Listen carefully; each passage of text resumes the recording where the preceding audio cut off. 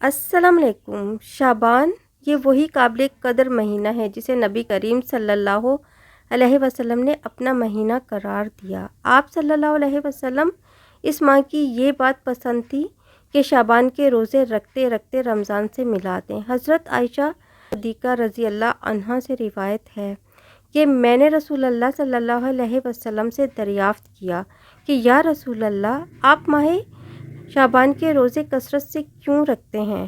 تو ارشاد فرمایا، اس ماہ میں ہر شخص کا نام مالک الموت کے حوالے کر دیا جاتا ہے جن کی روحیں اس سال قبض کی جائیں گی۔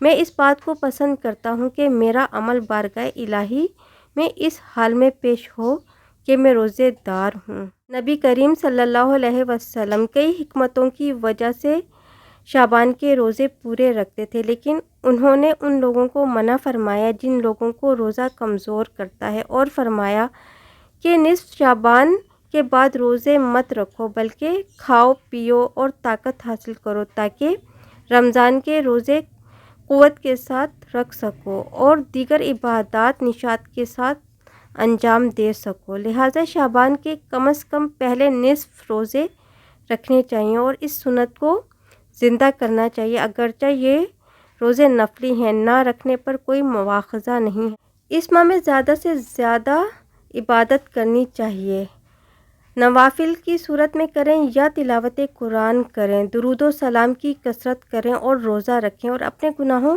کی توبہ کریں تاکہ جب ہمارے اعمال رب کے سامنے پیش ہوں تو گناہوں سے پاک ہوں اور رب کے عبادت گزار بندے ہوں۔ بے شک اللہ اس ماہ کی عبادت کی برکت سے ہمارے گناہ معاف فرما کر ہمیں جنت میں داخل فرمائے گا، کیونکہ ہر چیز پر قدرت اور اختیار صرف رب کو ہے اور وہ جسے چاہے معاف کر سکتا ہے، لیکن اس کا مطلب ہرگز یہ نہیں ہے کہ ہم پورے سال کی فرض نمازوں کا اہتمام نہ کریں اور صرف نفلی عبادت کر کے خود کو جنت کا مستحق سمجھ بیٹھیں۔